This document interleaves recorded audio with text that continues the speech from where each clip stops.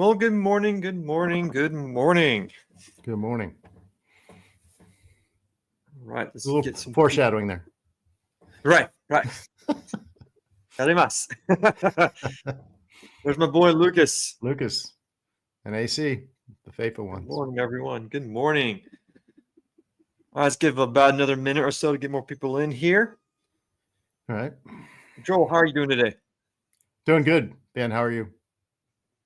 Oh, A pounding down little Red chilly, Bull, huh? actually. Oh, yeah?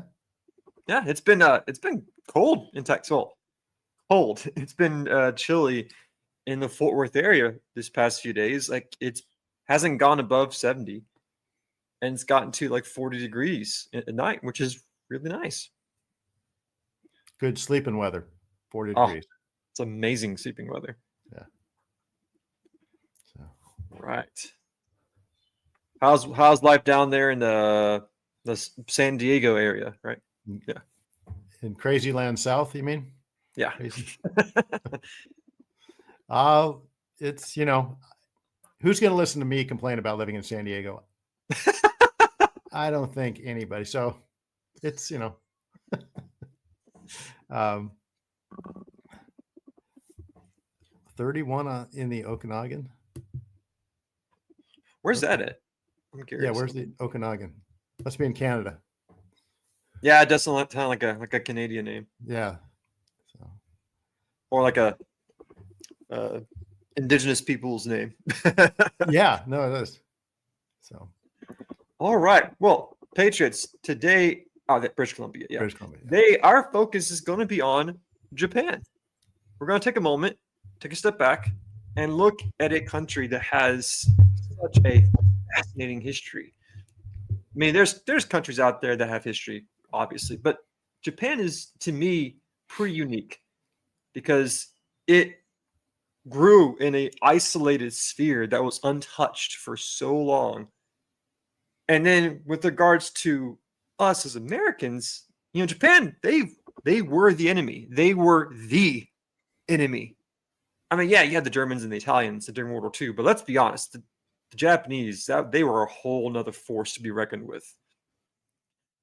But now they're I would say, one of our strongest allies in the Pacific.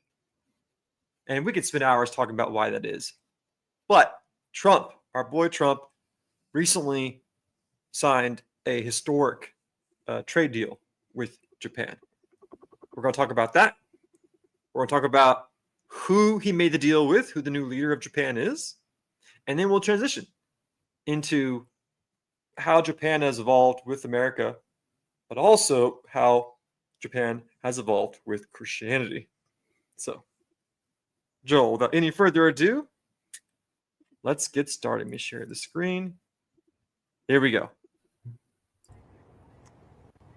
Good morning to you guys. President Trump has a new friend in Japan's first female prime minister, Sanae Takaishi, who was just elected, came into office about a week ago. She's conservative, a protege of President Trump's friend, the former Prime Minister Shinzo Abe, and she not only wooed President Trump with a lot of personal gestures, but she also followed through on a deal that was struck by her predecessor this past summer to invest $550 billion in the U.S. That's equivalent to a tenth of Japan's economy. That investment, despite its debt, in exchange for a lower tariff rate of 15%. Both sides, though, appeared very pleased when the first $490 billion was announced this morning. We had a phenomenal day here in Japan with a momentous trade deal. We made a big, beautiful trade deal for both countries. In fact, to the best of my knowledge, I think Japan also had their best stock market day ever. So your new prime minister is doing very well.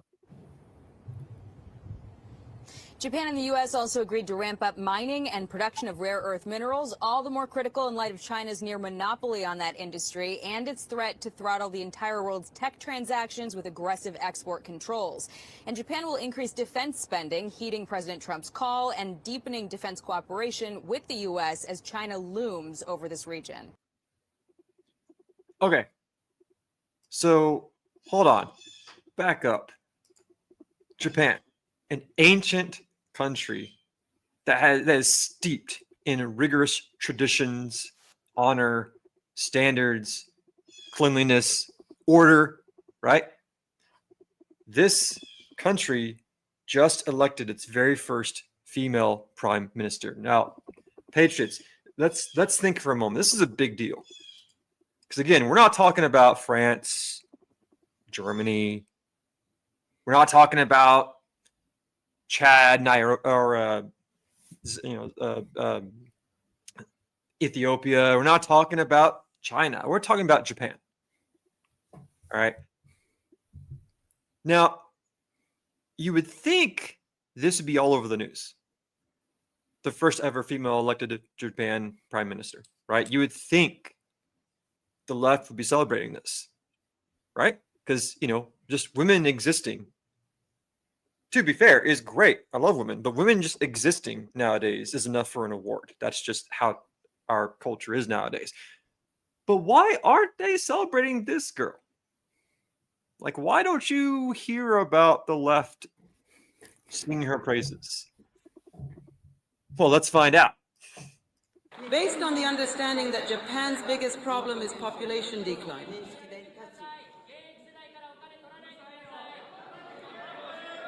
we will establish a system to consider measures against population decline, including policies for children and child rearing.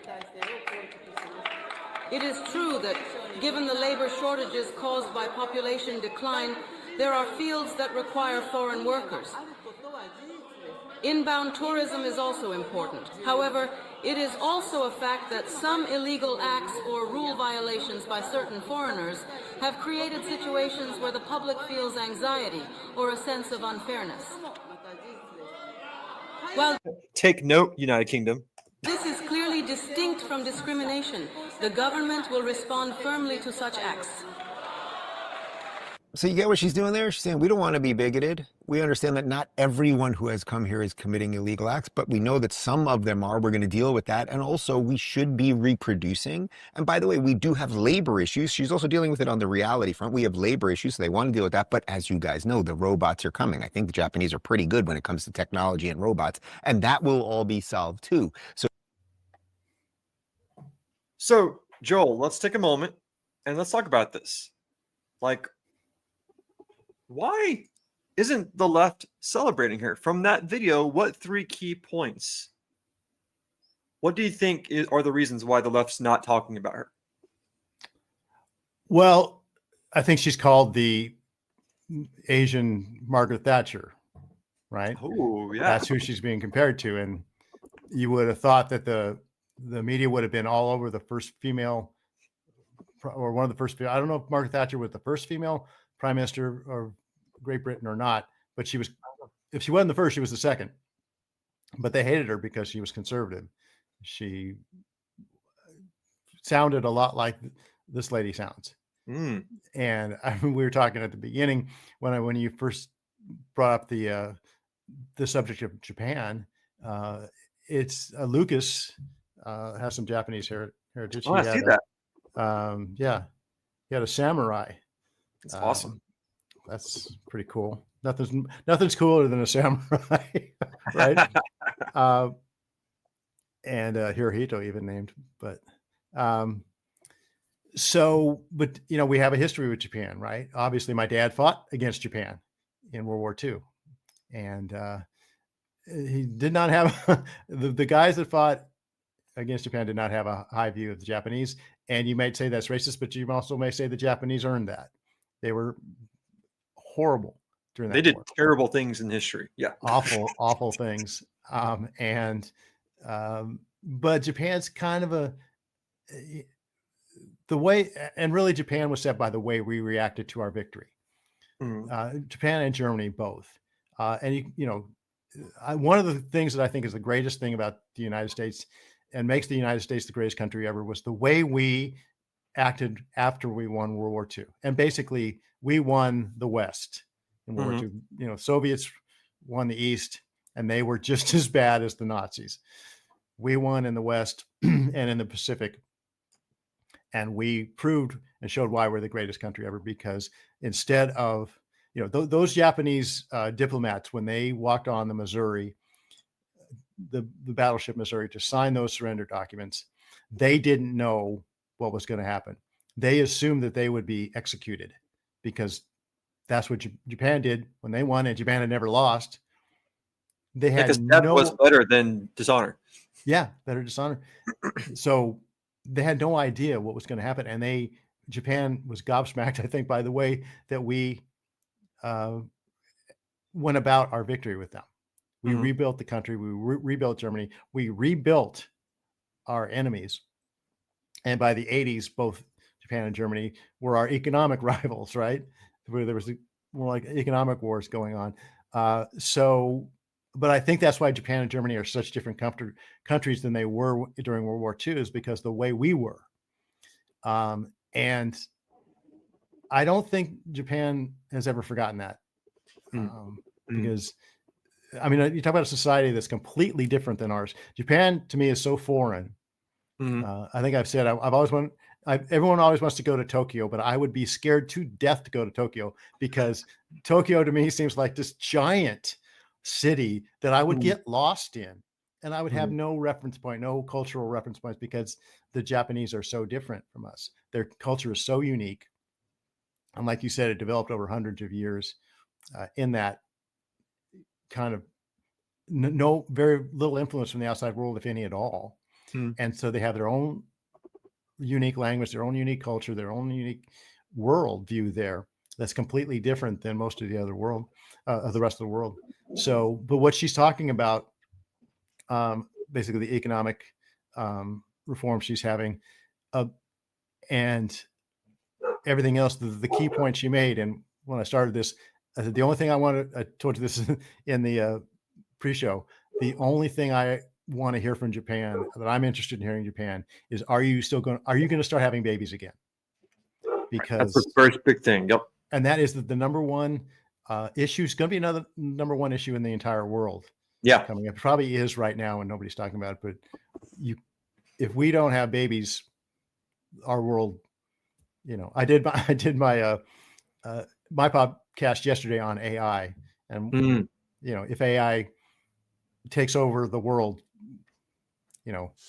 we could be doomed. And there's two guys that wrote a book saying, if it does, we are. It's a done deal almost. We have very little time to turn this around. But in Asia, they've kind of it's even more advanced. AI it's a more robotic society because there's not the human element there. And your society a human society can't survive without the human element. It's just the way it is. So. Right. So everything you said really expands upon the three key points. It's like, again, the question is, why isn't the left celebrating her? She's the first female prime minister of freaking Japan. Well, it's because she's based. I was educating Joel before the show what the word based means. Based is a new age term for people that aren't just conservative; they're like ultra conservative. You are so down with the kids. I try to be. Okay, it's not just like right off the bat. She was like, "I want more babies."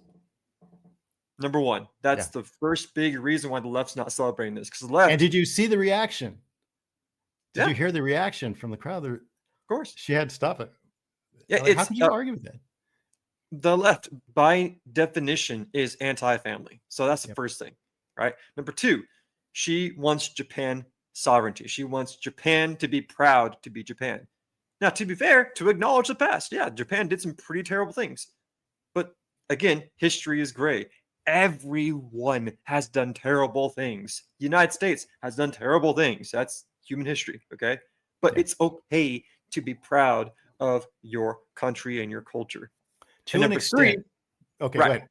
Then number three, she is anti-illegal immigration. Yeah. And she, like earlier I paused, if you know, said, take note, UK. She's not against migration. She's against illegal immigration. And to just let these migrants walk free while doing crimes, what does that tell the people who are there legally? Right? That's the main takeaway. And those three reasons, I believe, is why the left isn't even talking about her. Because she doesn't fit the strong, independent woman narrative. Right. Lucas may not be very popular there either. He did his part in populating the world. You the man, Lucas. Absolutely, sir. Yes, I salute you. And so, you, Chad, if you're the king of the beast. So here's the thing. America's relationship with Japan as a country, again, we were enemies. Now we are probably the strongest allies in the Pacific. But let's transition for a second.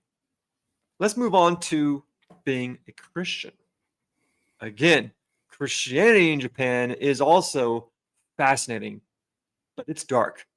Let's not forget, in the mid to late 1500s, hundreds upon hundreds of Christians were brutalized by the Japanese, by Christian missionaries. Here's a quick summary of that. Did you know that in the late 1500s, Japan tried to stop the rise of Christianity in a brutal way? At first, the new religion spread quickly, with many Japanese people converting, but the rulers grew worried that Christianity might weaken their control or invite foreign powers into Japan. In 1597, to send a strong warning, 26 Christians, both European missionaries and Japanese converts, were arrested and marched hundreds of miles in the freezing winter. They were then publicly crucified in Nagasaki for everyone to see. But instead of killing their faith, their bravery inspired more people to practice Christianity in secret for generations. Did you? So that was Christianity trying to spread in Japan many, many, many years ago. But then what about modern day Christianity? This is a very interesting take from a woman in Japan.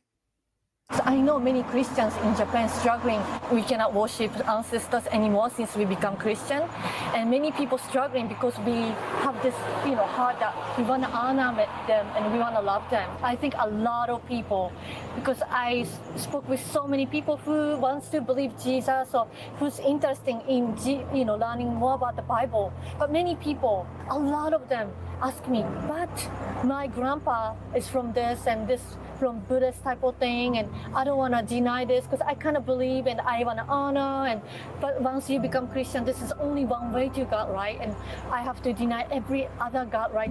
What should I do? Or many people say, I cannot tell my parents, or what should I do? Because there's so many tradition in Japan that you have to go and do many, form of the worshiping, and many people struggle with, they don't know what to do. They don't want to be different. They don't want to offend anybody. That was such a fascinating take, because here's the truth. In Japan today, you can be a Christian in Japan and it's fine. You're not going to be publicly executed. That's not going to happen. But there are social consequences. One of my good friends, he was a fellow teacher of mine, Kelson. He did missions. He has done mission work in Japan. He was telling me it's a wonderful country. If you love things being organized, if you love things being orderly, if you love law and order, respect, honor, tradition, Japan's amazing. If you love cleanliness, Japan's amazing, right? But at the same time, he mentioned that there's such a high social expectation for everybody to be successful. Like, especially if you're a man. If you're not successful, you are viewed as a failure. And as a woman, you can be successful, but again, you're expected to be more of that traditional woman, motherly figure, which is cool. Okay. But in Japan, if you don't meet those social standards, you're kind of ostracized. You are viewed like an outcast. Now, that's just socially. Now add a religious element to it. A big thing in Japan is honoring your ancestors, whether you follow Shintoism or Buddhism. That's a big part of that. But then when you choose a different path and follow Christ, you truly are abandoning, from the Japanese perspective, everything that has been built for you. And so I don't want to just take it away, but Joel, what are your thoughts from what you saw there? Yeah, isn't that what Jesus came to do, though? Jesus said, "I didn't come to make life comfortable here. I came to put, brother against brother, sister, parents against children. You need to pay a cost if you're going to follow me. If you're going to be a Christian, Right. you are never promised an easy life. Right. And that easy life that we've had for, we look at that and we think, oh, how shocking, that must be so hard. But that's because we live, like I said, in this little freedom bubble we've had for so long. That's really Good. unique Yeah. in the history of the world. And we don't realize that for most of human history, being a Christian meant you had a hard life. It was suffering, and we put on the sufferings of Christ, and that's really what we're called to do. Why he gave us in the United States this little bubble and this little, gift we've had of comfortable lives of prosperity while still following him. It's very unique, and it's something that we can't take for granted because we're pretty much the only ones that ever have lived this way in human history. In the West, there's a verse that I've always known for a long time, and it's Isaiah 6:8. I'll bring it up here in a minute. Okay. But this verse has been used for members of the military, for first responders, firefighters, EMTs, teachers even. But this verse is also applicable to missionaries. Let me pull it up right here. Okay, Joel, can you read this for me? This is Isaiah 6:8. Oh, it's moving. Then I heard the voice of the Lord saying, "Whom shall I send, and who will go for us?" Then I said, "Here am I, send me." It's one thing to really believe this verse and apply it to your life and kind of have an idea of what's going to happen. It's something completely different when you have no idea what's going to happen next. That applies to the military, especially. Like when you join the military, you're telling, like, if you're a Christian, you are saying, "Lord, send me," but you have no idea where you're going to be sent. You have no clue what's going to happen next. Same thing with mission work. Yeah, sure, you might know what country you're going to or what region of the world you're going to, but as a missionary, when you're there, you have support, but it's kind of your job to go into the unknown, right? Mm-hmm. That's literally your job, is to go into the unknown, into the darkness. Into the ends of the earth. And when you think of that term, the ends, okay, you're at the end of the earth. You're about as far away from your comfort zone as you could be. And I would argue you're doing one of the most dangerous jobs out there, especially nowadays. Hey, what did the first missionaries in Japan get? They got crucified, in Nagasaki of all places. So, like in the military, you go to dangerous locations, but you have support. You have like actual weaponry. You have firepower. You have an entire nation at your back. But as a missionary, you have nothing. You have support of the church you're with. Yeah, sure. But if you're trying to, spread the truth of Christ, brother, you're going to be truly in a world of danger every second of every single day. Yeah, and but what does Jesus promise? Jesus promised, "Lo, I'm with you even to the end of the age." So you're not alone. You have, even if you do have suffering, Jesus doesn't promise an easy life. He promises us suffering, actually, but he also promises that he will be with us through that suffering. And that's what those missionaries had. And, like I said, we've had such soft, cushy, comfortable lives. We have no concept of that, of suffering. We get ripped on social media and, we have to lay down for half an hour or whatever. I don't know. But we really don't know what it's like to suffer for our faith. We have no idea.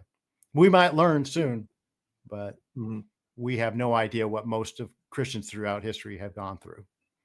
So the topic of Japan connects well with the topic of missionaries. But to wrap this all up today, for all of us,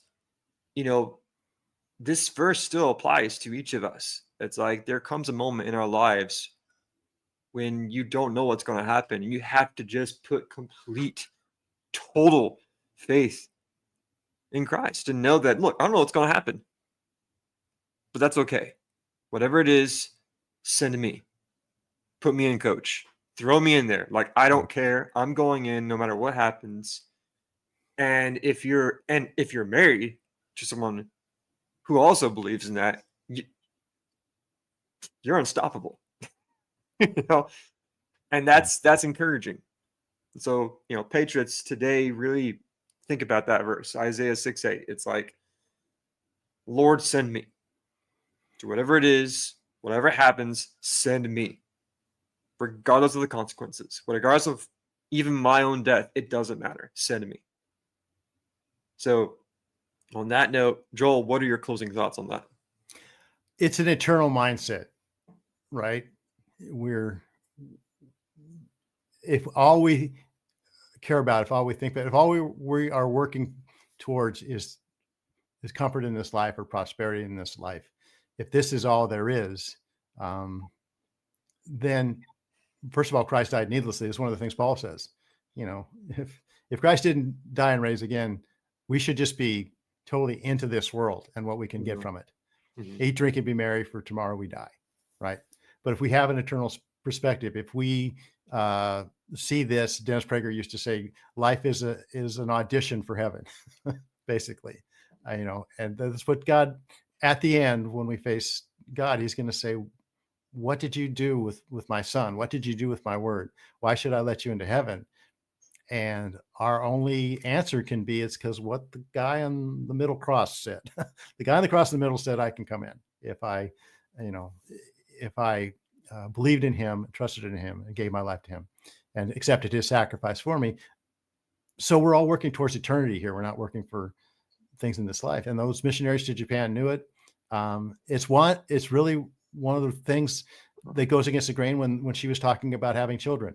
And those people were like, that was outrageous for them to think that a woman would have children. No, a woman has got to have all the worldly things that we value, all these secular things. She's got to have success. She's got to have a career. But that goes against the grain of the eternity that God has put inside of us. Mm-hmm. And so just the mere mention of, hey, we need to do what we're put on this earth to do, is nails on a chalkboard to the people that are perishing. But to people who have an eternal perspective, we think, what else would you do? Right. Mm-hmm. Right. So she's on the right track, like I said, and it takes courage. Who would think it takes courage to say, you know what, we can't let our culture die. Japan has to live on. Yeah. And the thing is, what's so interesting about this is, again, you have a country that is steeped in rich history, coming from the time of the samurai to World War II to modern day. It's like, there's a reason why the Marines are known as the Marines. There's a reason why they have that aura of like the toughest of the tough, right? It's not because of World War. It's not because of when they began. What garnered their reputation was the fact they fought the Japanese, because that was the first enemy in U.S. history that refused to quit. That literally did not believe in the word surrender. Right. So for the first time, you had 17, 18-year-old boys in the Marine Corps in the Pacific on swampy, stinky beaches, fighting guys who can survive off of maggoty rice and water for weeks, and who want to die. They want to do a bonsai charge and kill all of you. So when you have an enemy like that, that shapes who you are. Right. And that's molded to our respect that we have for Japan today, politically and economically. But as a Christian, you can go to Japan today and you can have a good life, but it's still going to be hard, because as a Christian in Japan, that's the outlier. That's not the norm. Now, on that note, Patriots, it's time to go. As always, have a wonderful weekend, Patriots. Never surrender, never submit. God's in charge. Joel, last words. Last words. Think of those Christians in Japan. They're counting the cost. They're taking up their cross daily. but their reward eternally is going to be there for them. So Absolutely. good on All them. right, Ron. Have a wonderful day. Hey, it's Joel here. If you enjoyed this, you know what to do. Go ahead and hit that like button, subscribe, and share it with someone who might need to hear it. And if you disagree or have a different thought, please leave a comment. I'd love to hear what you think. Thanks for watching.